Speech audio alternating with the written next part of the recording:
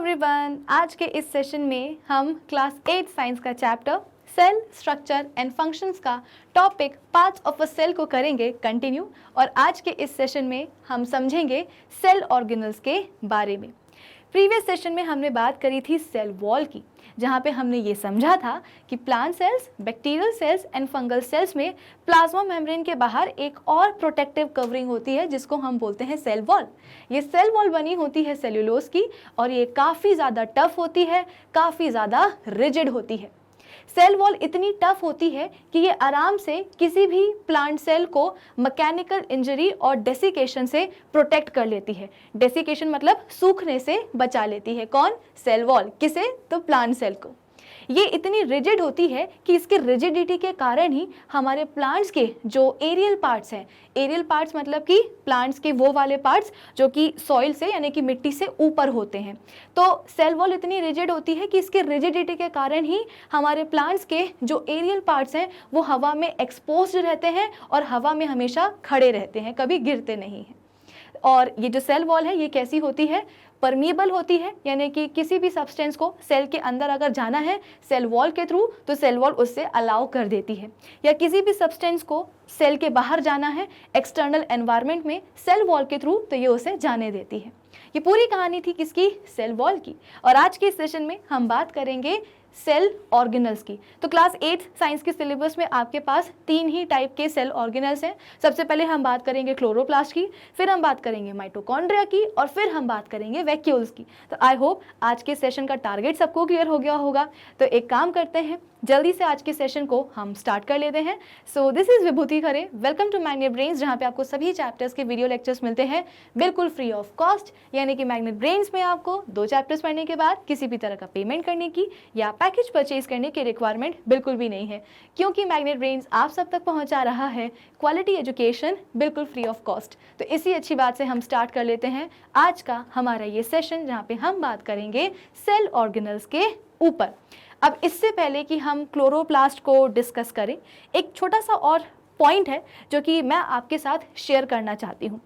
अब अगर हम बात करें अपने फ्रूट्स की, तो हम सबको पता है कि हमारे पास फ्रूट्स की कई सारी वैरायटीज़ होती हैं। अगर हम बात करें अपने सब्जियों की यानी कि वेजिटेबल्स की, तो वेजिटेबल्स की भी हमारे पास कई सारी वैरायटीज़ होती हैं। अगर हम बात करें फूलों की यानी कि फ्लावर्स की, तो फ्लावर्स की भी हमारे पास कई सारी वैरायटीज़ होती हैं। अब अभी हम लेकर के चल रहे हैं क्या? फ्रूट्स को। ठीक है, अभी हम बात करेंगे फ्रूट्स की। तो हमारे पास बहुत सारे टाइप के फ्रूट्स होते हैं, इसमें तो हमें कोई डाउट नहीं है। कुछ सीजनल होते हैं फ्रूट्स, है ना, कि एक पर्टिकुलर सीजन में ही आपको मिलेंगे, और कुछ ऐसे भी होते हैं जो कि थ्रू आउट द ईयर यानी कि पूरे साल आपको मिल जाएंगे आराम से। अब खास बात यह है इन फ्रूट्स की कि इन सभी फ्रूट्स का जो स्ट्रक्चर है, जो शेप है, वो अलग अलग होता है ना। ना सिर्फ स्ट्रक्चर और शेप, बल्कि इन फ्रूट्स का जो कलर है वो भी तो अलग अलग होता है। हमारे पास इतने सारे फ्रूट्स होते हैं, आप एक बनाना ले लो, आप एक एप्पल ले लो, आप एक वाटरमेलन ले लो, आप एक ऑरेंज ले लो, एक मौसम्बी ले लो।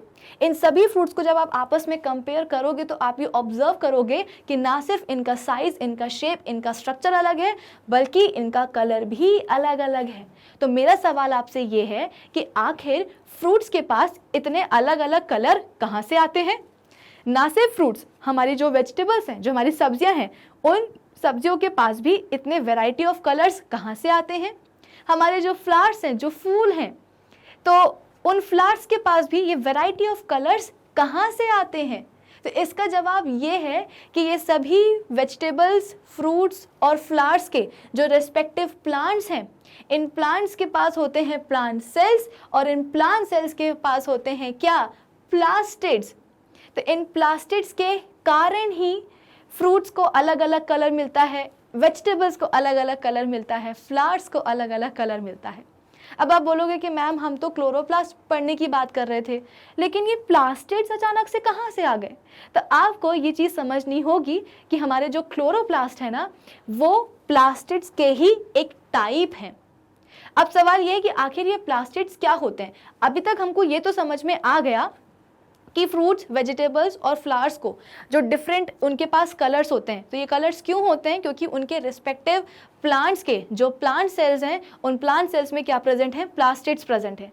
इन प्लास्टिड्स के कलर ही वेरियस कलर्स हमको दिखाई देते हैं। लेकिन सवाल यह है कि आखिर ये प्लास्टिड्स होते क्या है? So these are the cytoplasmic organelles. हम साइटोप्लाज्मिक ऑर्गेनल्स बोल रहे हैं, इसका मतलब क्या कि ये डेफिनेटली कहाँ प्रेजेंट होंगे? प्लांट सेल के सेल साइटोप्लाज्म में ही प्रेजेंट होंगे। ठीक है, तो हम बोलते हैं कि हमारे प्लास्टिड्स हैं क्या? So these are the cytoplasmic organelles containing pigments. इनके पास क्या होते हैं? पिगमेंट्स होते हैं। पिगमेंट मतलब कि कलर्ड कंपोनेंट या मैटर।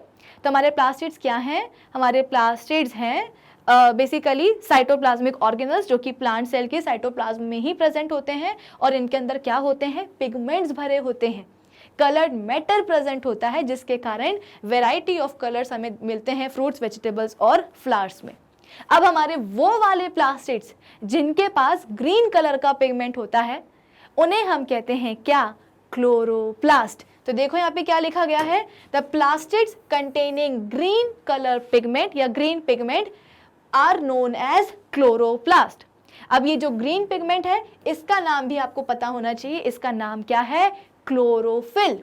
तो हमारे वो वाले प्लास्टिड्स जिनके पास क्लोरोफिल होता है, यानी कि ग्रीन कलर का पिगमेंट होता है, उन्हीं को हम बोलते हैं क्लोरोप्लास्ट। तो इसीलिए, क्योंकि क्लोरोप्लास्ट भाई कहाँ से आया है, चलो मैं आपको आज सिखा दूंगी कि क्लोरोप्लास्ट क्या है ना, उसके अंदर क्या होता है। लेकिन आपको ये भी तो पता होना चाहिए ना कि क्लोरोप्लास्ट आया कहाँ से है, आखिर किस चीज़ का है वो टाइप। तो वो मैंने आपको बता दिया कि प्लास्टिड का ही क्या होता है, वो एक टाइप होता है। ठीक है, अब ऐसा नहीं है कि जितने भी प्लास्टिड्स हैं उन सभी के पास क्लोरोफिल ही होता है, यानी कि सभी के सभी प्लास्टिड्स क्या हैं? क्लोरोप्लास्ट ही हैं। ऐसा नहीं है, हमारे पास कुछ प्लास्टिड्स ऐसे भी होते हैं जिनमें ग्रीन पिगमेंट के अलावा कुछ अलग अलग कलर के पिगमेंट्स और भी हो सकते हैं, जैसे कि रेड कलर का पिगमेंट, ऑरेंज कलर का पिगमेंट या येलो कलर का पिगमेंट। ठीक है, तो other than chlorophyll, plastids also contain some colored pigments like red, orange, yellow, etc., which give colors to the fruits, flowers and roots of the higher plants. है कि नहीं? ये जो हमारे प्लास्टिड्स हैं जिनमें क्लोरोफिल के अलावा ये सारे कलर के पिगमेंट्स होते हैं, ये प्लास्टिड क्या करते हैं? फ्रूट्स, फ्लावर्स और हायर प्लांट्स की जो रूट्स हैं उनको कलर प्रोवाइड करते हैं। इतना क्लियर है? अब दो हमने वैरायटीज पढ़ ली हैं प्लास्टिड्स की, एक वो वाले प्लास्टिड्स जिसमें कि क्लोरोफिल होता है, एक वो वाले प्लास्टिड्स जिसमें कि क्लोरोफिल के अलावा कुछ अलग कलर के पिगमेंट्स प्रेजेंट होते हैं। अब एक और टाइप के प्लास्टिड्स आते हैं, ये ऐसे प्लास्टिड्स हैं जिनमें कि कोई भी पिगमेंट नहीं होता, जिसमें कोई भी कलर्ड मैटर प्रेजेंट नहीं होता है। तो आप बोलोगे कि मैम ऐसे प्लास्टिड होने का क्या मतलब है, जिसमें कोई कलर पिगमेंट ही ना हो, है ना, कोई कलर्ड मैटर ही ना हो, तो ऐसे प्लास्टिड होने का क्या मतलब है? मतलब है, और मतलब ये है कि हमारे पास ये जो प्लास्टिड्स आए हैं ना, ये बेसिकली क्या करते हैं? स्टोरेज का काम करते हैं। स्टोरेज मतलब कि ये प्लांट सेल्स में प्रेजेंट तो होंगे, लेकिन ये ऑयल को, प्रोटीन को और हम बोलते हैं कि स्टार्च वगैरह को ये स्टोर करते हैं। ठीक है, तो हमारे पास जो तीसरे टाइप के प्लास्टिड्स आए हैं, ये इनके पास कोई पिगमेंट नहीं होता है, लेकिन ये स्टोरेज का काम करते हैं। किस चीज़ को स्टोर करेंगे? ऑयल को, प्रोटीन को और हम बोलते हैं कि स्टार्च को। ठीक है, आई होप इतना सभी को क्लियर हो गया होगा। Some colorless plastids also occur in the cells that are not exposed to sunlight. और वो वाले प्लास्टिड जिसमें हम बोलते हैं कि कलर नहीं होता, वो स्टोरेज का काम करते हैं, उनको हम कहते हैं क्या? Colourless plastid. क्योंकि पिगमेंट नहीं है ना, कोई कलर ही नहीं है, इसलिए हमने नाम दे दिया क्या? Colourless plastids. ठीक है, और ये मोस्टली कहाँ पाए जाते हैं? प्लांट्स में उन वाले पार्ट्स में पाए जाते हैं जो कि सनलाइट में एक्सपोज्ड नहीं होते हैं। ठीक है, चलो अब इसके बाद में हम यहाँ पे बात करते हैं किसकी? अपने क्लोरोप्लास्ट की। तो क्लोरोप्लास्ट क्या है? Also known as green plastids are present in the cytoplasm of the plant cells and certain green algae. तो हमारे जो क्लोरोप्लास्ट हैं वो कहाँ प्रेजेंट होते हैं? प्लांट सेल्स के साइटोप्लाज्म में प्रेजेंट होते हैं। इनका दूसरा नाम क्या है? इनका दूसरा नाम है ग्रीन प्लास्टिड्स। ठीक है, अब आपको समझ में आ रहा होगा कि ग्रीन प्लास्टिड इसको हम क्यों बोल रहे हैं, क्योंकि क्लोरोप्लास्ट खुद क्या है? एक प्लास्टिड की ही का ही एक टाइप है जिसमें कि क्लोरोफिल प्रेजेंट होता है, ग्रीन कलर का पिगमेंट प्रेजेंट होता है। और हम बोलते हैं कि ना सिर्फ प्लांट सेल्स की साइटोप्लाज्म में, बल्कि हम बोलते हैं कि कुछ ग्रीन अलगी भी होती है, उन ग्रीन अलगी में भी क्लोरोप्लास्ट प्रेजेंट होगा, है ना। और क्लोरोप्लास्ट है इसीलिए उस अलगी का कलर कैसा है, ग्रीन है, ठीक है। अगर उस अलगी में क्लोरोप्लास्ट नहीं होता तो शायद उस अलगी का जो कलर है वो ग्रीन ना होता। तो अगर हम बोल रहे हैं कि ग्रीन अलगी में क्लोरोप्लास्ट है, इसका मतलब क्या कि उसमें क्लोरोप्लास्ट है, इसीलिए उस अलगी का कलर क्या है, ग्रीन है। सॉर्टेड। चलो, chloroplast contains green coloured pigment chlorophyll. इस स्टेटमेंट को आप अंडरलाइन कर लीजिएगा।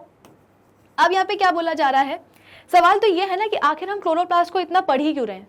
चलो मान लिया कि क्लोरोप्लास्ट में जो ना ग्रीन कलर का पिगमेंट होता है, क्लोरोफिल होता है, जिसके कारण हमारे प्लांट्स के जो पार्ट्स हैं उनको ग्रीन कलर जो है मिल जाता है। जैसे पत्तियों का जो ग्रीन कलर है वो क्यों है, क्योंकि लीव्स में जो प्लांट सेल हैं उन प्लांट सेल में उनकी साइटोप्लाज्म में कौन प्रेजेंट है, क्लोरोप्लास्ट प्रेजेंट है।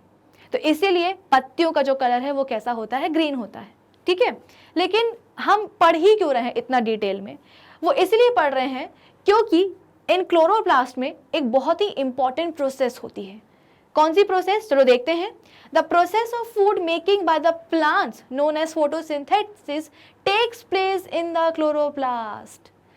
ये स्टेटमेंट बहुत इंपॉर्टेंट है, इसलिए इसको हमने हाईलाइट भी किया है और आप इसको स्टार मार्क भी कर लीजिएगा कि क्लोरोप्लास्ट को हम इतना डिटेल में इसीलिए पढ़ रहे हैं क्योंकि हम सबको पता है कि हमारे जो प्लांट्स होते हैं वो अपना खाना खुद ही सिंथेसाइज करते हैं, और खुद सिंथेसाइज करने की जो प्रोसेस होती है उसे हम क्या कहते हैं, फोटोसिंथेसिस करते हैं। तो हमारे प्लांट्स क्या करते हैं, फोटोसिंथेसिस करते हैं। तो आपको पता होना चाहिए कि इस फोटोसिंथेसिस की साइट क्या है, कहाँ होती है फोटोसिंथेसिस। तो आपको बोलना पड़ेगा कि हमारे प्लांट सेल्स में जो क्लोरोप्लास्ट होते हैं ना, उन क्लोरोप्लास्ट में ही फोटोसिंथेसिस की प्रोसेस होती है।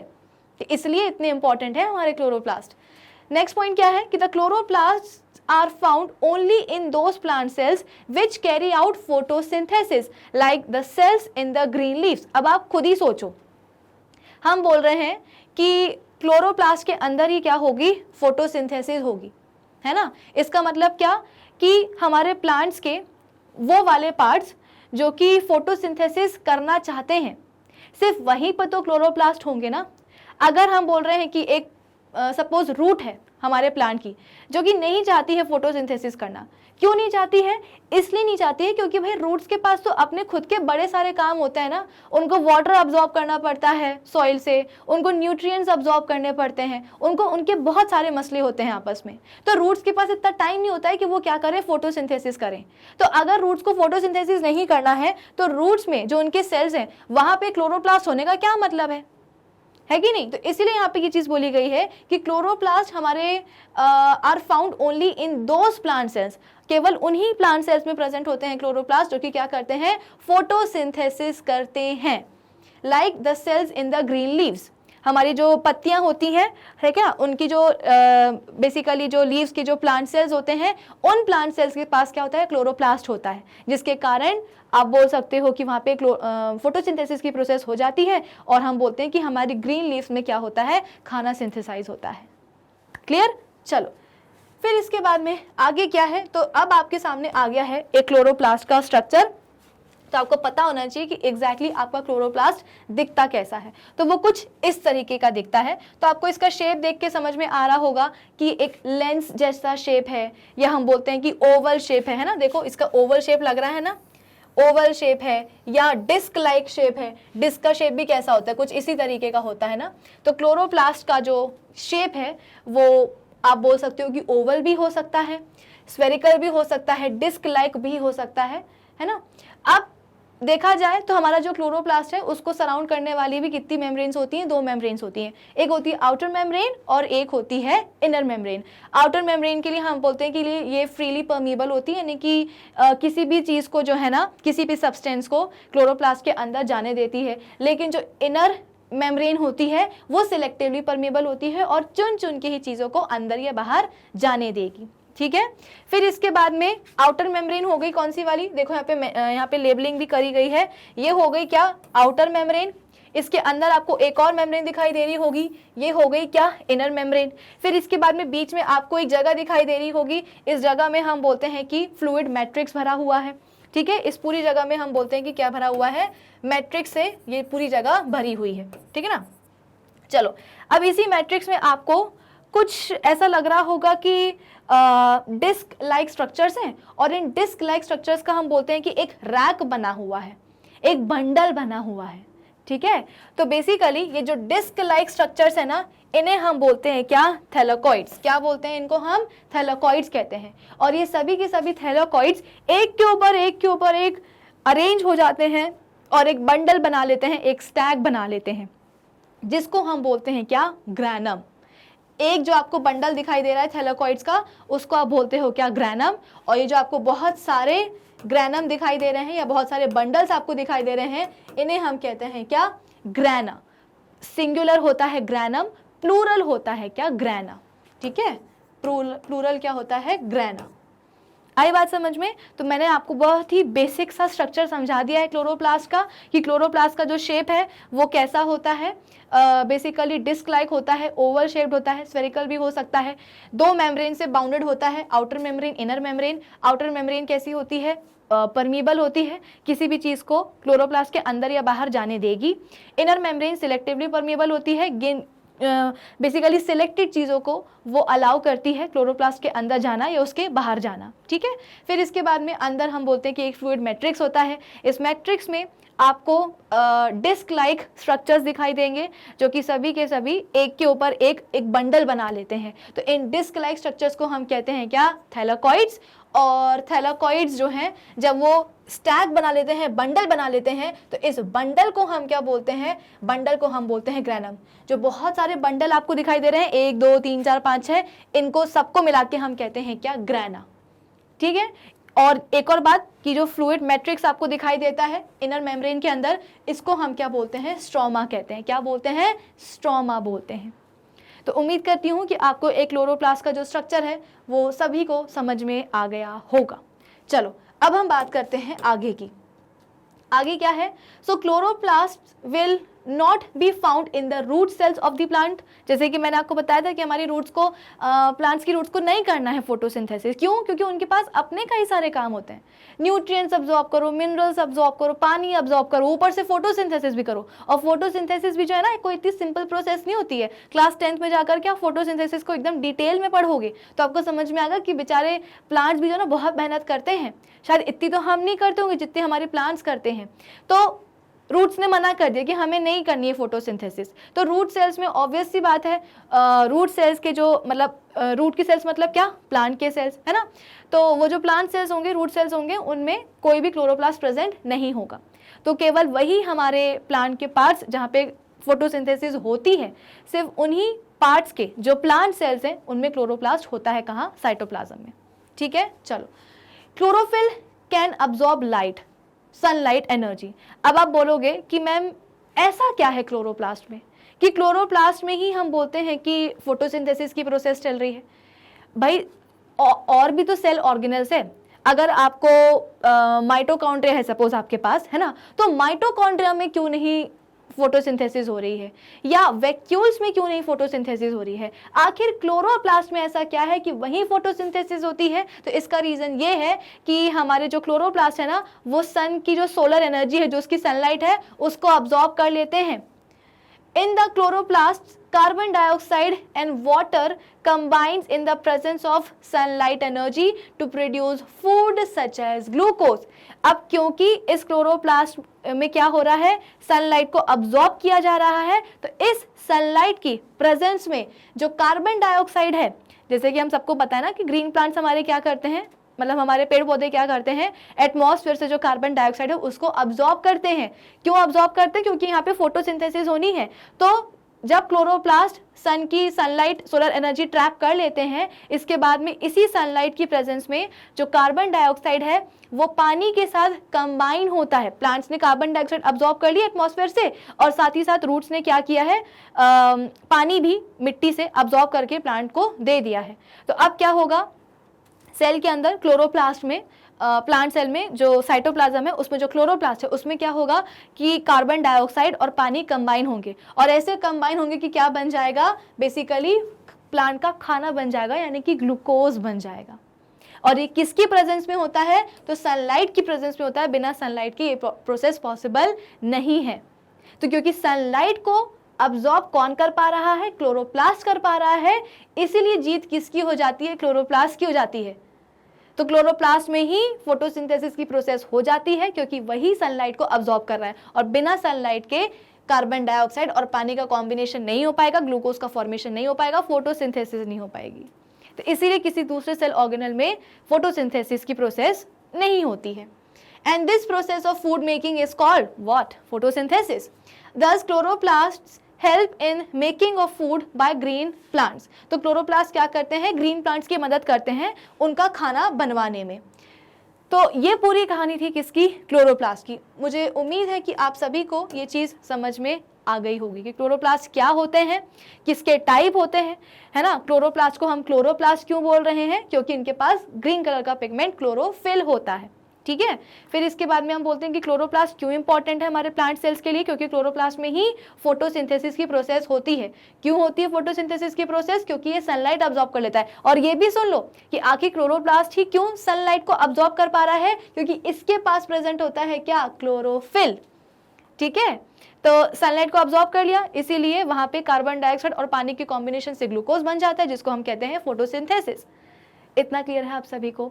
तो हम ये बोलते हैं कि हमारे प्लांट के जो पार्ट्स हैं जिनको कि ग्रीन कलर मिलता है, तो वो ग्रीन कलर क्यों मिलता है? क्योंकि उन पार्ट्स में जो प्लांट सेल है वहाँ पे क्लोरोप्लास्ट प्रेजेंट है। एक सेल ऑर्गेनल हमने डिस्कस कर लिया है। अब हम आ जाते हैं अपने नेक्स्ट सेल ऑर्गेनल के ऊपर, जो कि है क्या? माइटोकॉन्ड्रिया। अब यहाँ पे हम क्या बोलेंगे कि mitochondria are tiny rod shaped या spherical organelles distributed in the cytoplasm. Mitochondria क्या होते हैं? Tiny rod shape. रॉड का शेप कैसा होता है? कुछ इस तरीके का, ठीक है। रॉड जैसा शेप होता है इनका, या आप बोल सकते हो कि स्फेरिकल शेप भी होता है। कुछ किताबों में आपको ये भी लिखा आपको दिखेगा कि माइटोकॉन्ड्रिया के शेप क्या है? सॉसेज शेप्ड है। सॉसेज होता है ना, जो कि उसको हम बोलते हैं ना हॉट डॉग, तो उसमें जो बीच में जो क्या बोलेंगे उसको, कुछ इस तरह की हम बोलते हैं कि पैटिस नहीं लगी होती है, तो इसीलिए हम बोलते हैं कि बेसिकली जो सॉसेज शेप है, सॉसेज खाने वाली चीज़ होती है, तो जैसे सॉसेज का शेप होता है वही हम बोलते हैं कि माइटोकॉन्ड्रिया का भी शेप है। तो माइटोकॉन्ड्रिया के शेप के लिए हम बोलते हैं कि रॉड शेप भी होता है, स्फेरिकल शेप भी होता है, ओवॉइड शेप का भी होता है, या सॉसेज शेप का भी होता है। क्या ये एक ऐसा सेल ऑर्गेनल है जो कि साइटोप्लाज्म में डिस्ट्रीब्यूटेड होता है। फिर इसके बाद में the mitochondria are found in all aerobic eukaryotic cells. अब आप बोलोगे कि मैम यूकैरियोटिक सेल फिर से आ गया। कोई बात नहीं, मैंने आपको समझाया था ना यूकैरियोटिक का मतलब क्या होता है। यू का मतलब ट्रू और कैरियोटिक मतलब क्या? कैरी ऑन वर्ड से आया है। कैरी ऑन का मतलब क्या होता है? न्यूक्लियस। तो हमारे वो वाले सेल्स जिसमें कि ट्रू न्यूक्लियस होता है उन्हें हम कहते हैं क्या? यूकैरियोटिक सेल्स, ठीक है।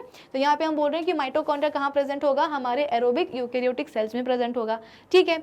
ईच माइटोकॉन्ड्रियन, जो सिंगुलर माइटोकॉन्ड्रिया है उसको हम कहते हैं क्या? Mitochondrion is bounded by a double membrane envelope. Chloroplast में भी हमने दो मेम्ब्रेन देखी थी, माइटोकॉन्ड्रिया में भी आपको, मतलब कि अगर एक माइटोकॉन्ड्रिया आपके पास, तो जो माइटोकॉन्ड्रियन है उसमें भी आपको दो मेम्ब्रेन्स दिखाई देगी, आउटर वाली, इनर वाली। यहाँ पे भी हम बोलते हैं कि जो आउटर वाली है वो परमिएबल होती है, जिसको भी आना चाहे वो आ सकता है माइटोकॉन्ड्रिया के अंदर, जो भी चीज़ बाहर जाना चाहती है वो बाहर जा सकती है। और जो इनर मेम्ब्रेन है वो कैसी होती है? सिलेक्टिवली परमिएबल होती है, यानी कि चुन चुन के चीज़ों को ही अंदर या बाहर जाने देगी। फिर the outer membrane is smooth and permeable to small molecules and medium size molecules and ions. जो इनर मेम्ब्रेन है वो सिलेक्टिवली परमिएबल होती है एंड इट इज, अच्छा, और एक और खास बात होती है इस इनर मेम्ब्रेन की, सिलेक्टिवली परमिएबल तो है ही, लेकिन साथ ही साथ हम बोलते हैं कि and is thrown into numerous folds to increase its area several times. देखा जाए तो हम बोलते हैं कि जो माइटोकॉन्ड्रियन की जो इनर मेम्ब्रेन होती है वो आउटर मेम्ब्रेन से बड़ी होती है। अब आपने बोला कि मैम ये कैसे पॉसिबल है? जैसे जो इनर मेम्ब्रेन है वो ऐसी है ना, और उसके बाहर जो मेम्ब्रेन है वो कहाँ है? ऑब्वियस सी बात है उसके बाहर ही होगी। तो आप यहाँ पे उसको देख के बोलोगे कि हाँ, अंदर वाली मेम्ब्रेन इनर वाली और बाहर वाली आउटर वाली। तो इस इमेज को देख के हमें, इस डायग्राम को देख के हमें ये समझ में आ रहा है कि जो बाहर की तरफ जो आउटर मेम्ब्रेन होगी वो इनर मेम्ब्रेन से कैसी होगी? बड़ी होगी। लेकिन अब मैं आपको एक ऐसा केस बता रही हूं जहां पे मैं बोल रही हूं कि जो इनर मेम्ब्रेन है वो है तो अंदर, लेकिन फिर भी उसका जो एरिया है वो ज़्यादा है। तो आप बोलोगे कि ऐसा कैसे पॉसिबल है? अरे बिल्कुल पॉसिबल है। आप खुद ही सोचो, आपके पास एक इतना लंबा क्या है, आपके पास एक ट्यूब है, आपके पास क्या है, इतनी लंबी एक ट्यूब है, ठीक है। अब मैंने आपको दिया क्या, इतना लंबा थ्रेड, इतना लंबा मैंने आपको थ्रेड दे दिया कि आपको क्या करना है, इस ट्यूब के अंदर ये इतना लंबा थ्रेड डालना है। तो आप क्या करोगे, आप बोलोगे कि मैम ये तो बड़ा आसान है, दो हमको थ्रेड, हम डाल देते हैं। आपने क्या किया, इस थ्रेड को अंदर डालने की कोशिश करी, लेकिन हुआ क्या कि ये जो मैंने आपको थ्रेड दिया था ये ट्यूब की लेंथ से कैसा था, बड़ा था।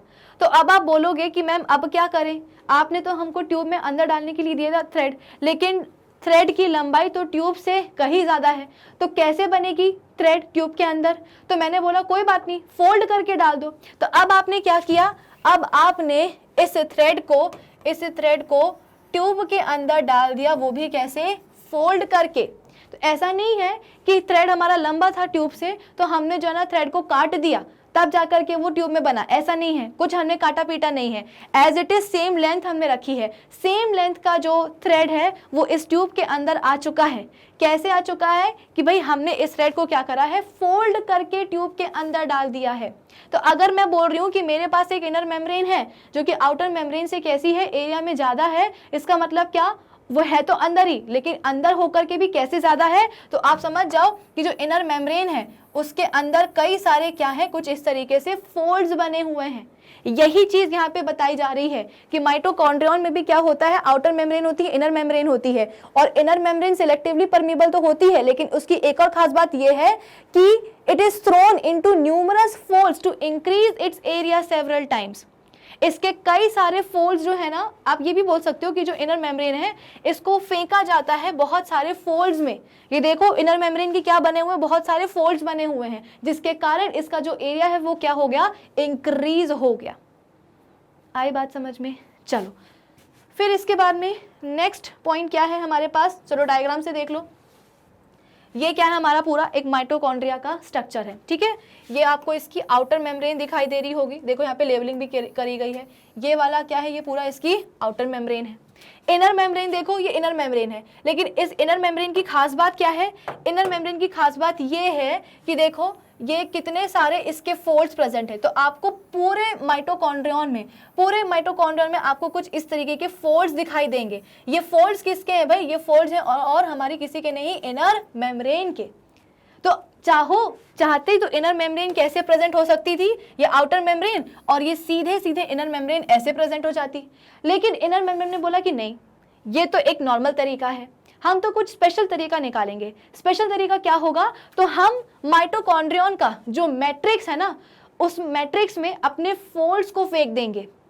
हम प्रेजेंट तो होंगे माइटोकॉन्ड्रियन में, आउटर मेम्ब्रेन के अंदर ही, लेकिन कैसे, बहुत सारे फोल्ड्स में प्रेजेंट होंगे। तो आप खुद ही सोचो, अगर आप इस पूरी की पूरी इनर मेम्ब्रेन को ऐसे बाहर निकालो, आउटर मेम्ब्रेन के बाहर लेकर के जाओ और पूरा फैला दो, भाई आपकी जो फोल्ड्स है ना, ये जो फोल्ड्स है उनको अब आप क्या करो, अनफोल्ड कर दो, खोल दो जितने भी फोल्ड्स हैं। तो जब आप इस इनर मेम्ब्रेन को अनफोल्ड करोगे तो ये जो इनर मेम्ब्रेन है ये आउटर मेम्ब्रेन के बाहर निकल जाएगी, यानी कि क्या, इसका जो एरिया है ना इनर मेम्ब्रेन का, ये कैसा है, आउटर मेम्ब्रेन से ज्यादा है।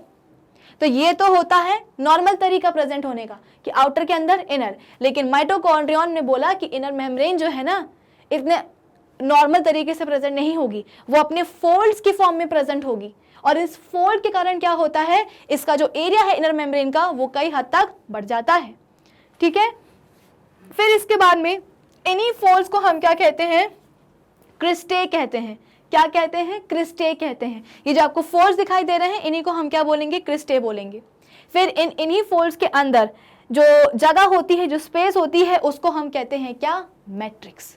क्या बोलेंगे, मैट्रिक्स बोलेंगे, है ना। जैसे ये फोल्ड्स हैं, इस फोल्ड के अंदर आपको पूरा एक ब्लू कलर की स्पेस दिखाई दे रही होगी जिसमें कि फ्लूइड भरा हुआ है, तो इस जगह को हम क्या कहते हैं, मैट्रिक्स कहते हैं, स्पेस को हम कहते हैं मैट्रिक्स। क्रिस्टे के बीच की जो स्पेस होती है it is known as matrix, और ये मैट्रिक्स कैसी होती है, फ्लूइड फिल्ड होती है। आई होप इतना सभी को समझ में आया होगा। अब नेक्स्ट चीज क्या है हमारे पास कि these folds are called cristae. Mitochondria is the seat of cell respiration in which foodstuffs like glucose get oxidized in the cell. अब आप बोलोगे कि मैम चलो आपने बता दिया कि क्लोरोप्लास्ट को हमने क्यों पढ़ा था, क्योंकि वहाँ पे फोटोसिंथेसिस होती है। लेकिन अब हम माइटोकॉन्ड्रिया को क्यों पढ़ रहे हैं? वो इसलिए पढ़ रहे हैं क्योंकि माइटोकॉन्ड्रिया होता ही इतना इंपॉर्टेंट है। क्यों इंपॉर्टेंट होता है? तो देखो यहाँ पे लिखा गया है ना कि it is the seat of cell respiration. हमारे सेल रेस्पिरेशन की जगह होती है क्या? माइटोकॉन्ड्रिया। अब आप बोलोगे कि इस सेल रेस्पिरेशन में होता क्या है? तो फूड स्टफ जैसे कि ग्लूकोज, इनका ऑक्सीडेशन होता है, और ऑक्सीडेशन होने के कारण हम बोलते हैं कि एनर्जी रिलीज हो जाती है।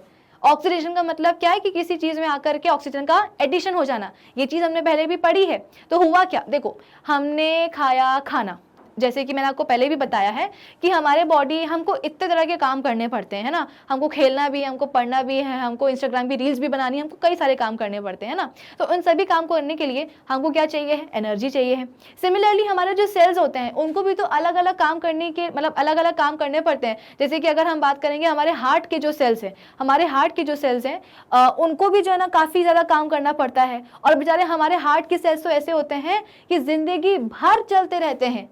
कभी भी ऐसा नहीं होगा कि कभी किसी हार्ट सेल ने बोला हो कि यार अब तो बहुत हो गई, 1 महीने से काम कर रहे हैं या 10 साल से काम कर रहे हैं, आज थोड़ा सा ब्रेक ले लेते हैं, थोड़ा सा हम पिकनिक पे चले जाते हैं। ऐसा नहीं होगा, है ना। तो हमारे हार्ट की जो सेल्स होते हैं तो वो तो लगातार काम करते रहते हैं, हार्ट को पंप करने का काम करते हैं, ब्लड को सप्लाई करने का काम करते हैं। इसका मतलब क्या? नॉन स्टॉप फंक्शनिंग के लिए हार्ट के सेल्स को भी तो एनर्जी की रिक्वायरमेंट है कि नहीं है। अगर हम बात करेंगे अपने किसकी, स्टमक के सेल्स की, या चलो इंटेस्टाइन के सेल्स की, तो इंटेस्टाइन के सेल्स का काम क्या होता है? खाने को प्रॉपर्ली अब्जॉर्ब करना। अब आज अगर इंटेस्टाइन ने बोला कि यार थक गए हम तो काम करते करते, हम तो डेली बेसिस पे जो है ना 3 मील्स को अब्जॉर्ब करते हैं, एक काम करते हैं आज हम ब्रेक ले लेते हैं, तो क्या होगा? इंटेस्टाइन के जो सेल्स हैं वो काम नहीं करेंगे, तो हमारा खाना अब्जॉर्ब नहीं होगा। तो हमारे बॉडी के जो सेल्स होते हैं ना वो भी बहुत बिजी होते हैं और कंटिन्यूसली काम करते ही जाते हैं, करते ही जाते हैं, करते ही जाते हैं। तो इन सारे फंक्शंस को करने के लिए एनर्जी भी तो चाहिए, है ना। सवाल ये है कि आखिर सेल्स को एनर्जी देने वाला है कौन? तो हमारे सेल्स क्या करते हैं? रेस्पिरेशन करते हैं। कैसे रेस्पिरेशन करते हैं? भाई जो भी आपने खाना खाया है ना, उसका हम बोलते हैं कि प्रॉपर्ली डाइजेशन हुआ है। डाइजेशन के बाद में हम बोलते हैं कि अब्जॉर्प्शन हुआ है। अब्जॉर्प्शन के बाद हम बोलते हैं कि हमारे बॉडी के जो सेल्स हैं वहाँ, मतलब अब्जॉर्प्शन हुआ, तो अब्जॉर्प्शन में हम बोलते हैं कि absorbed substances, for example glucose आ गए हैं, कहाँ आ गए हैं? ब्लड में आ गए हैं। अब ब्लड क्या करेगा? हमारे बॉडी के जितने भी सेल्स हैं उन सभी सेल्स में ब्लड जाकर के ग्लूकोज को सप्लाई कर देगा, ठीक है। अब हर एक बॉडी सेल तक ग्लूकोज आ गया है। अब हमारे बॉडी सेल को पता है कि इस ग्लूकोज को अगर हम कुछ कर दें तो इस ग्लूकोज से हम क्या कर सकते हैं? एनर्जी डिराइव कर सकते हैं। फिर क्या होगा? हम करते हैं रेस्पिरेशन की प्रोसेस। कभी सोचा है कि रेस्पिरेशन की प्रोसेस करने की जरूरत क्या पड़ती है? आप बोलोगे कि मैम हमारी बॉडी को ऑक्सीजन की सप्लाई चाहिए है, इसलिए हम सांस जो ना लेते जाते हैं, छोड़ते जाते हैं। छोड़ते क्यों है? क्योंकि कार्बन डाइऑक्साइड हमारी बॉडी में प्रोड्यूस होती है मेटाबॉलिक प्रोसेसेस से, जो कि हमारे लिए अच्छी नहीं होती है। तो इसीलिए उसको टाइम टू टाइम बॉडी से रिलीज करना इंपॉर्टेंट है। तो हमने बोला, आपने बोला कि मैम ऑक्सीजन की जरूरत होती है हमारी बॉडी में, इसलिए हम रेस्पिरेशन करते हैं। लेकिन मेरा सवाल आपसे है कि हम इस ऑक्सीजन की जरूरत क्या होती है? माना मैंने कि बॉडी में O2 की रिक्वायरमेंट है इसलिए हम रेस्पिरेशन कर रहे हैं, लेकिन O2 की रिक्वायरमेंट कहाँ है? तो हमारे बॉडी के जो सेल्स है ना, जो कि अपने अंदर ग्लूकोज को लेकर के बैठे हैं, तो उन्हीं बॉडी सेल्स को ऑक्सीजन की रिक्वायरमेंट होती है। तो हमारा ब्लड अब क्या करेगा? ब्लड के पास हम बोलते हैं कि ऑक्सीजन आ गया है, अब ये ब्लड क्या करेगा? हर एक बॉडी सेल्स तक हम बोलते हैं कि ऑक्सीजन को भी सप्लाई कर देगा। तो अब हमारे बॉडी सेल के पास क्या आ चुका है? ग्लूकोज भी आ चुका है और ऑक्सीजन भी आ चुका है। अब सेल के पास, सेल के अंदर क्या होता है भाई? साइटोप्लाज्म। साइटोप्लाज्म में भी कौन होता है? हमारा ये माइटोकॉन्ड्रिया। तो माइटोकॉन्ड्रिया में जो ग्लूकोज और ऑक्सीजन है सेल के अंदर, ये ग्लूकोज का जो है ना, बेसिकली आप बोल सकते हो कि उसमें ऑक्सीजन आकर के ऐड हो जाती है, जिसके कारण हम बोलते हैं कि ग्लूकोज का ऑक्सीडेशन हो जाता है, ग्लूकोज को तोड़ा जाता है और उसके टूटने से एनर्जी रिलीज होती है। और ये पूरी प्रोसेस कहाँ चलती है? ये चलती है सेल के साइटोप्लाज्म में प्रेजेंट माइटोकॉन्ड्रिया में ही। और इस प्रोसेस को हम बोलते हैं क्या? Cell respiration. तो इस सेल रेस्पिरेशन से क्या होता है? एनर्जी रिलीज होती है और इसी एनर्जी को सेल जो है अपने पास स्टोर करके रख लेते हैं कि अब जब कभी एनर्जी की रिक्वायरमेंट होगी तो इसी एनर्जी को जो है हम यूटिलाइज कर लेंगे। तो क्या आपको पूरा फंडा समझ में आया है? कि कैसे हमने डाइजेशन, हमारी बॉडी में सबसे पहले तो न्यूट्रिशन की प्रोसेस हुई, हमने खाना अंदर लिया, फिर उसका डाइजेशन हुआ, अब्जॉर्प्शन हुआ, अब्जॉर्प्शन के बाद में ग्लूकोज में ब्लड में ग्लूकोज पहुंचा, ये ग्लूकोज कहाँ गया, बॉडी सेल्स तक गया, फिर इसके बाद में हमने रेस्पिरेशन करा, रेस्पिरेशन से बॉडी के अंदर क्या आ गई है, ऑक्सीजन आ गई है, ब्लड ने क्या किया, हर एक बॉडी सेल तक ऑक्सीजन को सप्लाई किया, यानी कि बॉडी सेल के अंदर अब ग्लूकोज भी है और O2 भी है। अब सेल का जो साइटोप्लाज्म है उसमें जो माइटोकॉन्ड्रिया प्रेजेंट है, इसी माइटोकॉन्ड्रिया में ग्लूकोज के साथ जाकर के ऑक्सीजन ऐड हो जाएगी, उसको वो तोड़ देगी, यानी कि ऑक्सीडेशन हो जाएगा ग्लूकोज का, और जिसके कारण एनर्जी रिलीज होगी, और इसी एनर्जी को सेल अपने पास स्टोर करके रख लेते हैं कि जब भी रिक्वायरमेंट होगी इसे हम यूटिलाइज कर लेंगे। ठीक है, तो यहाँ पे हम बोल रहे हैं कि दिस एनर्जी इज, अच्छा यहाँ पे क्या बोला जा रहा है कि फूड का, यानी कि जो ग्लूकोज है जो कि बॉडी के सेल में है, उसका ऑक्सीडेशन होता है। ठीक है, और इस ऑक्सीडेशन से एनर्जी रिलीज होती है। तो आप बोलोगे कि मैम क्या सिर्फ एनर्जी रिलीज होती है? अरे नहीं, कार्बन डाइऑक्साइड और पानी भी बनता है। यही कार्बन डाइऑक्साइड तो बना है, यही कार्बन डाइऑक्साइड तो बना है जो कि हमारी बॉडी के लिए अच्छा नहीं है। इसीलिए हम क्या करते हैं, टाइम टू टाइम अगर हमने अभी इनहेल किया है तो फिर इसको हम एक्सहेल भी कर देंगे, यानी कि कार्बन डाइऑक्साइड बाहर भी निकाल देंगे। तो जैसे कि मैंने आपको बताया था कि मेटाबॉलिक एक्टिविटीज हमारी बॉडी में चलती रहती हैं, कुछ चीज़ें टूटेंगी, कुछ चीज़ें बनेंगी, है ना, तो कार्बन डाइऑक्साइड प्रोड्यूस हो ही जाती है, तो इसको हम अपनी बॉडी से हटा देते हैं एक्सहेल करके। तो यहाँ पे हम बोलते हैं कि जब फूड का, ग्लूकोज का ऑक्सीडेशन होता है तो कार्बन डाइऑक्साइड बनेगा, पानी बनेगा और एनर्जी रिलीज होगी। This energy is used to bring about energy requiring activities of the cell. Thus mitochondria is called the power house of the cell. Mitochondria को हम क्या बोलते हैं? ये पावर हाउस है हमारे सेल का। क्यों? क्योंकि एनर्जी तो सेल के माइटोकॉन्ड्रिया में ही सिंथेसाइज हो रही है। अगर शायद माइटोकॉन्ड्रिया ना हो तो एनर्जी की सिंथेसिस ना हो, और अगर एनर्जी की सिंथेसिस ना हो तो सेल के पास ताकत कहाँ से आएगी, पावर कहाँ से आएगी? तो इसीलिए हम बोलते हैं कि माइटोकॉन्ड्रिया क्या है, power house of the cell है। और इस स्टेटमेंट को आप भूलेंगे नहीं, क्योंकि ये स्टेटमेंट बहुत इंपॉर्टेंट है, इसलिए यहाँ पे हाईलाइट भी किया गया है, आप इसको स्टार मार्क भी कर सकते हैं। एनीवे, नेक्स्ट क्या है, mitochondria are found in the large numbers in the cytoplasm in all the cells, है ना। ऐसा नहीं है कि एक ही माइटोकॉन्ड्रिया होगा, कई सारे माइटोकॉन्ड्रिया हो सकते हैं सेल के साइटोप्लाज्म में। तो ये पूरी कहानी थी किसकी, माइटोकॉन्ड्रिया की। आई होप समझ में आई होगी।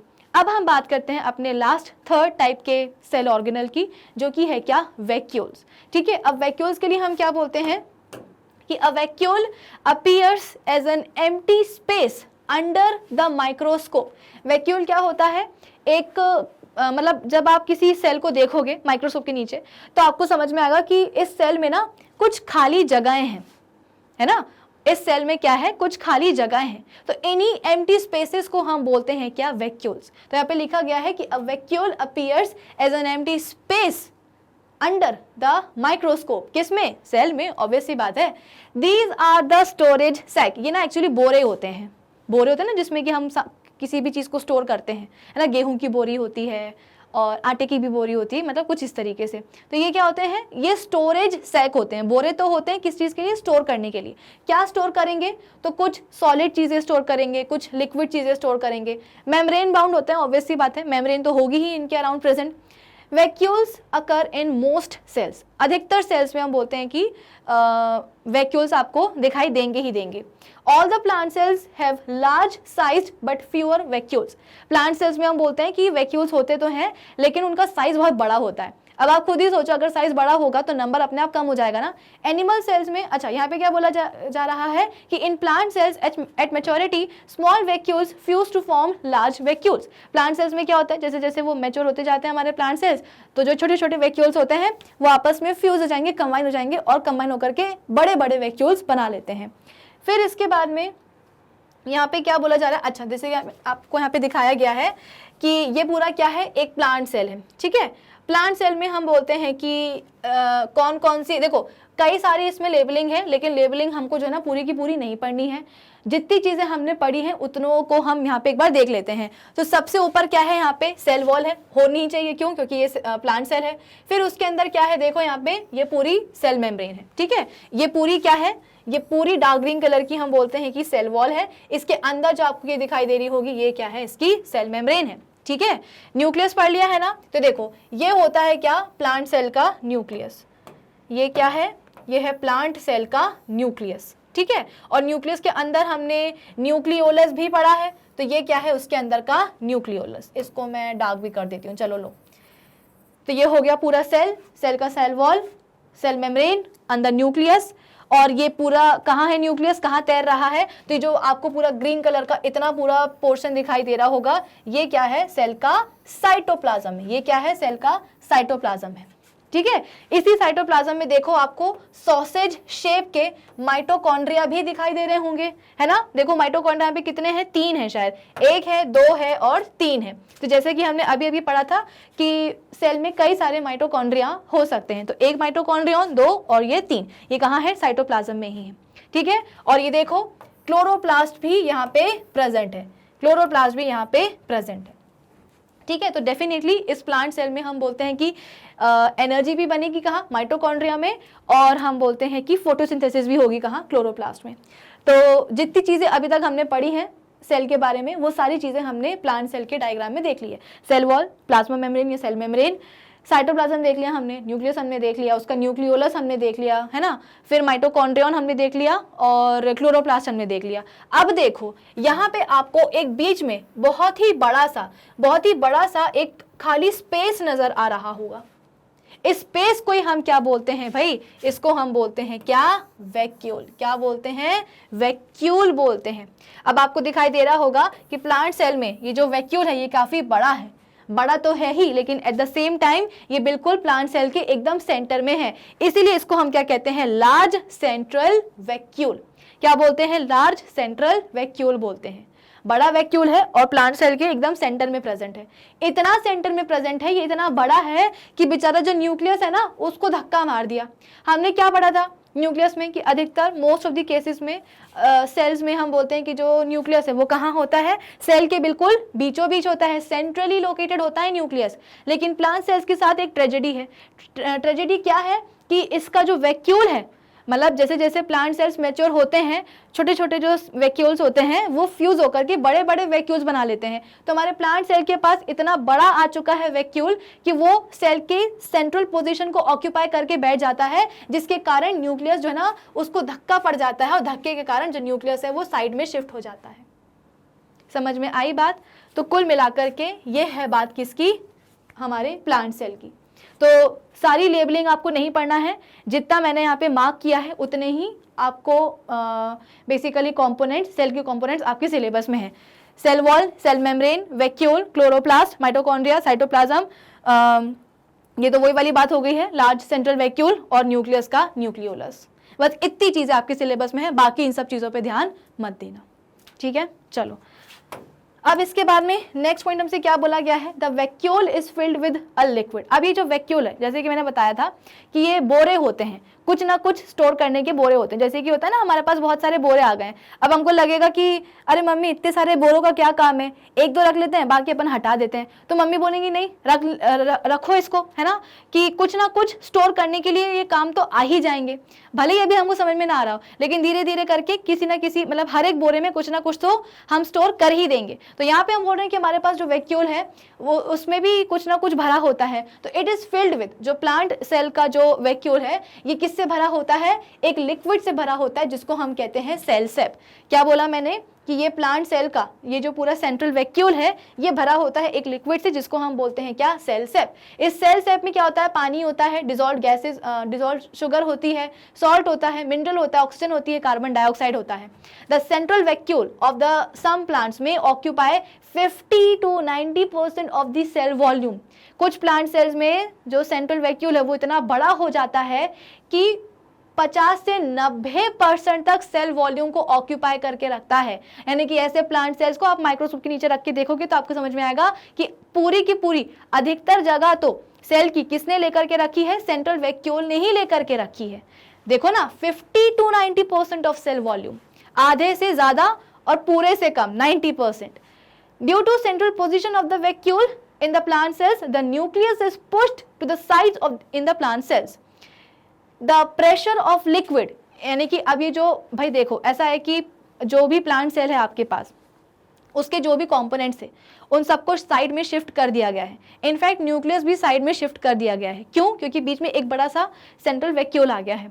ये जो सेंट्रल वैक्यूल है इसमें भरा होता है क्या? लिक्विड, जिसको हम कहते हैं सेल सैप। इस सेल सैप में हम बोलते हैं कि पानी होता है, मोस्टली इसमें पानी होता है। इस पानी में शक्कर, सॉल्ट, गैसेस वगैरह डिजोल्व होती हैं। ठीक है, अब हम बोल रहे हैं कि इस सेल सैप का यानी कि प्रेशर का, लिक्विड का जो प्रेशर है वो इतना ज़्यादा होता है, pushes on the outer part of the plant cell, keeping the plant cell firm और turgid।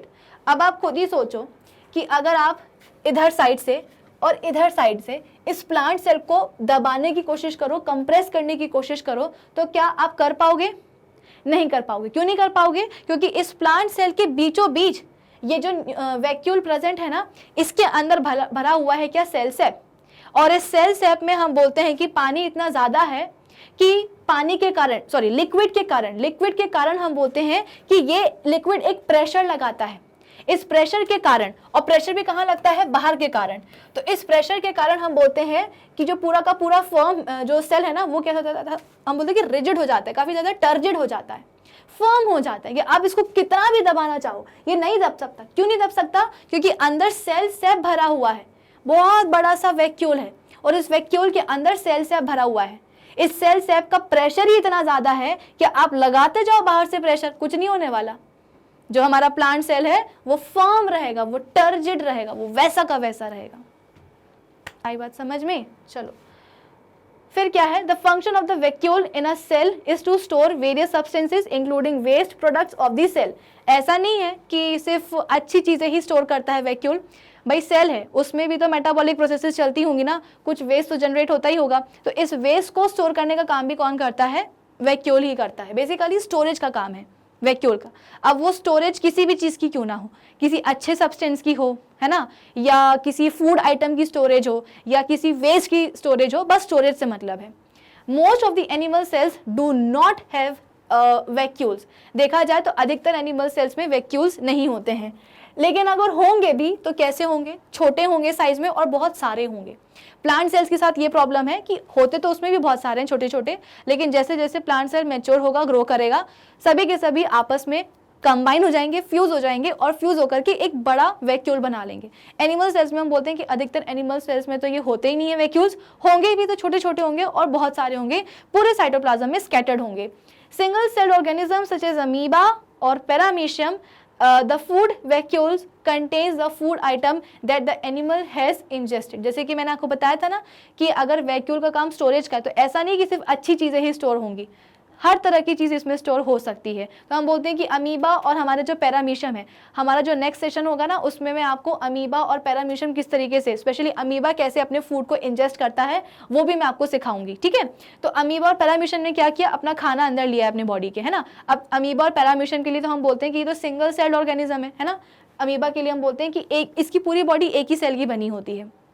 तो हुआ क्या? इस अमीबा को भूख लगी थी, एक्सटर्नल एनवायरनमेंट में खाना पड़ा हुआ था, इसने खाना क्या करा? अंदर ले लिया अपनी बॉडी के बाहर। तो इस खाने के अराउंड हम बोलते हैं कि जैसे ये खाना है, तो इस खाने के अराउंड एक मेम्ब्रेन डेवलप हो जाएगी, यानी कि ये अब जो खाना है ये कहाँ आ चुका है? एक वैक्यूल के अंदर आ चुका है, और इस वैक्यूल को हम क्या कहते हैं? फूड वैक्यूल बोलते हैं। अब क्या होगा? इस फूड वैक्यूल के ऊपर आकर के जो डाइजेस्ट करने वाले एंजाइम्स हैं वो आकर के चिपक जाएंगे, और इससे क्या होगा? इस वैक्यूल के अंदर जो खाना होगा उसको वो डाइजेस्ट कर देंगे। ठीक है, चलो अब इसके बाद में नेक्स्ट क्या है हमारे पास? तो ये वैक्यूल को कुछ इस तरीके का दिखता है, देख लो यहाँ पे, ये हमारे एनिमल सेल के वैक्यूल्स हैं। जैसे कि मैंने आपको समझाया कि अधिकतर एनिमल सेल्स में तो होते ही नहीं है प्रेजेंट, होंगे भी तो छोटे होंगे और कई सारे होंगे। तो ये पूरा क्या है? देखो एनिमल सेल है, ठीक है, और यहाँ पे एक वैक्यूल ये रहा और दूसरा वैक्यूल ये रहा। आई बात समझ में? तो इमेज से हमेशा ध्यान रखना। देखो इस एनिमल सेल में आपको केवल एक मेम्ब्रेन दिखाई दे रही होगी, प्लाज्मा मेम्ब्रेन इसको हम कह रहे हैं। क्यों? क्योंकि एनिमल सेल में सेल वॉल तो होती नहीं है ना। फिर इसके अंदर यहाँ पे आपको माइटोकॉन्ड्रिया भी दिखाई दे रहा होगा। ये पूरा क्या है? ये पूरा है न्यूक्लियस। न्यूक्लियस का ये पूरा क्या है? न्यूक्लियस। और ये क्या है? न्यूक्लियोलस। क्या है? न्यूक्लियोलस है। ये क्या है? प्लाज्मा मेम्ब्रेन है। ठीक है, ये हम बोलते हैं कि माइटोकॉन्ड्रिया है ये। ठीक है, इसके ऊपर एरो आ गया मोटा सा, लेकिन ये आपको दिखाई दे रहा होगा, ये क्या है? माइटोकॉन्ड्रियन है, माइटोकॉन्ड्रियन।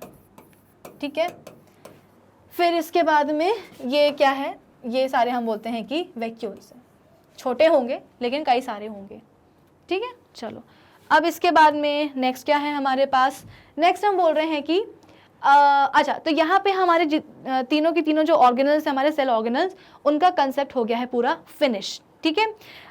हमने पढ़ लिया है कि इसके बारे में आज क्लोरोप्लास्ट के बारे में। क्लोरोप्लास्ट क्या होता है, तो इसके लिए हम बोलते हैं कि ये प्लास्टिड का ही एक टाइप होता है जो कि कहाँ प्रेजेंट होते हैं, हमारे प्लांट सेल्स में प्रेजेंट होते हैं। प्लास्टिड्स हम बोलते हैं कि पिगमेंट को स्टोर करने वाले सेल ऑर्गेनल्स होते हैं या साइटोप्लाज्मिक ऑर्गेनल्स होते हैं, सेल के साइटोप्लाज्म में पाए जाएंगे, ठीक है ना। और कौन से वाले सेल्स, तो प्लांट सेल्स। तो हम बोलते हैं कि वो वाले प्लास्टिड्स हमारे जो कि क्लोरोफिल या ग्रीन कलर का पिगमेंट स्टोर करते हैं, उनको हम कहते हैं क्लोरोप्लास्ट। ये क्लोरोप्लास्ट कहाँ पाए जाते हैं, ग्रीन प्लांट्स में और कुछ ग्रीन अलगी में भी पाए जाते हैं। क्लोरोप्लास्ट खास क्यों है, खास इसलिए है क्योंकि इनके बेसिकली क्लोरोप्लास्ट में हम बोलते हैं कि सनलाइट जो है ना जाकर के अब्जॉर्ब हो जाती है, या क्लोरोप्लास्ट सन की जो सनलाइट है, सोलर एनर्जी है, उसको जाकर के अब्जॉर्ब कर लेता है। और इसी सनलाइट की प्रेजेंस में जो ग्लूकोज है, आप बोल सकते हो कि जो पानी है, ठीक है ना, हम बोलते हैं कि जो पानी है वो जाकर के मिल जाता है किसके साथ, कार्बन डाइऑक्साइड के साथ, जिसके कारण हम बोलते हैं कि ग्लूकोज का फॉर्मेशन हो जाता है। और इसी को हम क्या कहते हैं, फोटोसिंथेसिस कहते हैं, यानी कि खाना बनाने की प्रोसेस कहते हैं, है ना। सनलाइट की प्रेजेंस में पानी और कार्बन डाइऑक्साइड मिक्स हो जाएंगे तो क्या बनेगा, ग्लूकोज, जिसको हम कहते हैं फोटोसिंथेसिस। तो क्लोरोप्लास्ट में क्योंकि क्लोरोप्लास्ट सनलाइट को अब्जॉर्ब कर लेता है, तो हम बोलते हैं कि ये फोटोसिंथेसिस की मतलब सनलाइट को अब्जॉर्ब करेगा, इसलिए खाना यही बनेगा। तो फोटोसिंथेसिस कहाँ होता है, प्लांट सेल के साइटोप्लाज्म में जो क्लोरोप्लास्ट प्रेजेंट है वहीं होता है। इसका स्ट्रक्चर कैसे होता है, outer membrane, inner membrane, outer वाली परमिएबल, इनर वाली सेलेक्टिवली परमिएबल। और फिर इसके बाद में अंदर फ्लूइड मैट्रिक्स होता है। मैट्रिक्स में हम बोलते हैं कि डिस्क लाइक स्ट्रक्चर्स जो है ना एक के ऊपर एक अरेंज होते हैं, एक बंडल बना लेते हैं। तो डिस्क लाइक स्ट्रक्चर्स को हम बोलते हैं क्या, थैलेकॉइड्स, और जो बंडल इनने बना है उसको हम कहते हैं क्या, ग्रैनम, प्लूरल हुआ तो क्या, ग्रैना।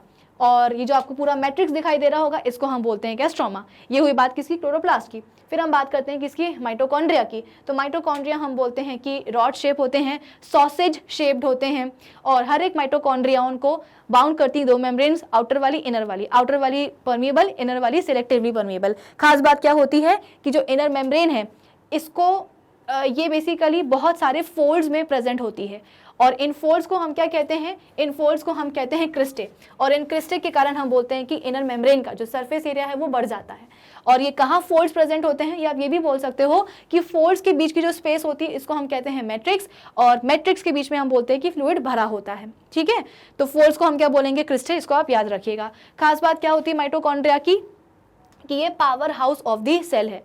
कैसे कि सेल के लेवल पे जो भी ग्लूकोज और ऑक्सीजन आया है तो इस ग्लूकोज से जाकर के ऑक्सीजन आकर के अटैच हो जाएगी और ग्लूकोज का ऑक्सीडेशन कर देगी। तो इस ग्लूकोज के ऑक्सीडेशन से क्या होगा, कार्बन डाइऑक्साइड प्रोड्यूस होगा, पानी प्रोड्यूस होगा, एट द सेम टाइम काफ़ी ज़्यादा एनर्जी निकलेगी। तो इस पूरी प्रोसेस को हम कहते हैं सेल्यूलर रेस्पिरेशन। और ये सेल्यूलर रेस्पिरेशन कहाँ होता है, सेल के अंदर तो होगा ही, ऑब्वियस सी बात है, लेकिन सेल में भी कहाँ, सेल के साइटोप्लाज्म में जो माइटोकॉन्ड्रिया है उस माइटोकॉन्ड्रिया में ग्लूकोज का ऑक्सीडेशन होता है, जिससे कि कार्बन डाइऑक्साइड, पानी बनेगा और एनर्जी रिलीज होगी।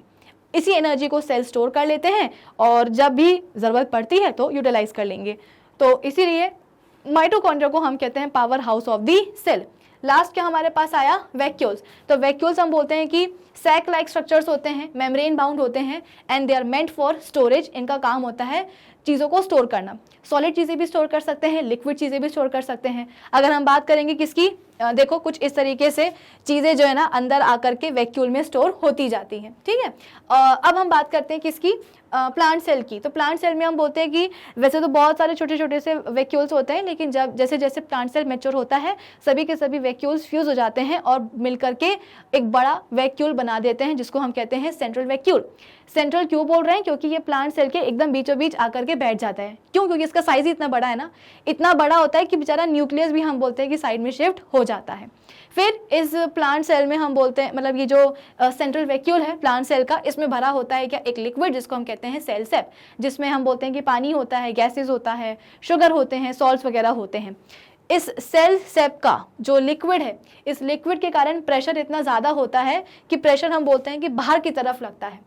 जिसके कारण हमारा जो प्लांट सेल है वो काफ़ी ज़्यादा हम बोलते हैं कि फर्म होता है, टर्जिड होता है ना। फिर इसके बाद में अगर हम बात करें एनिमल सेल्स की, तो एनिमल सेल्स में यूजुअली वैक्यूल्स होते नहीं हैं, होंगे भी तो बहुत सारे होंगे और छोटे छोटे होंगे साइटोप्लाज्म में।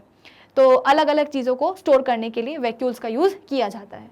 तो आज के सेशन के लिए बस इतना ही। अब हमारा जो नेक्स्ट सेशन होगा ना, उसमें हम प्लांट और एनिमल सेल्स के बीच में कुछ डिफरेंसेस के ऊपर बात करेंगे। तब तक आप क्या करेंगे, गूगल पे जाएंगे और वहाँ पे टाइप करेंगे magnetbrains.com। ये क्या है, हमारी मैग्नेट ब्रेन्स की ऑफिशियल वेबसाइट है। जैसे आप इसको टाइप करोगे, सर्च करोगे, तो हमारी ऑफिशियल वेबसाइट सामने आ जाएगी। उसको जब आप खोलोगे, है ना, उस पर जब आप क्लिक करोगे तो आपके सामने ये पेज आएगा, the magnet brains education platform. इस पेज को जब आप और स्क्रॉल करोगे तो आपके पास ऑप्शन आएगा एक्सप्लोर टॉप कोर्सेज का, जहाँ पे आपको क्लास 12 से लेकर के क्लास 1 तक के सभी कोर्सेज होंगे अवेलेबल। सपोज आपको क्या करना है, क्लास 8 की साइंस देखनी, तो आप क्या करोगे, क्लास 8 पे जाकर के आप क्लिक कर दोगे। जैसे ही क्लिक करोगे तो यहाँ पे class 8 science video tutorial by Vibhuti Khare खुल जाएगा।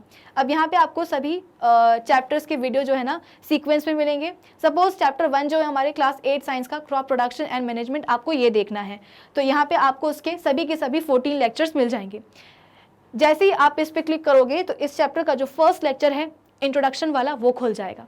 तो इस तरीके से आप बाकी सारे वीडियोस भी इस चैप्टर के देख सकते हो या किसी भी और चैप्टर के आप देख सकते हो। तो यहाँ पे होगा क्या ना कि आपको जो हमेशा आपकी कंप्लेंट होती है ना कि मैम हमारे जो आपके जो यूट्यूब है उसमें आपके सब्जेक्ट की प्लेलिस्ट नहीं मिल रही है, या अगर मिल भी गई है तो उसमें वीडियो का जो सीक्वेंस है वो ऊपर नीचे समझ में नहीं आ रहा, कन्फ्यूजन हो रही है। तो ऐसे कन्फ्यूजन आपको यहाँ पे नहीं होती है, क्योंकि जो हमारी ऑफिशियल वेबसाइट है यहाँ पे आपको सभी चैप्टर्स के जो वीडियो लेक्चर्स हैं वो प्रॉपरली एक प्लेलिस्ट में यानी कि सीक्वेंस में आपको अरेंज मिलते हैं। साथ ही साथ यहाँ पे सभी टॉपिक्स के होते हैं क्या, नोट्स भी अवेलेबल। तो अब हम मिलेंगे अपने नेक्स्ट सेशन में। नेक्स्ट सेशन में इस चैप्टर के नेक्स्ट टॉपिक को डिस्कस करेंगे। तब तक आप क्या करेंगे, हमारी ऑफिशियल वेबसाइट यही वाली magnetbrains.com, इसे विजिट कर लीजिएगा। So till then keep learning with magnet brains. Thank you for watching.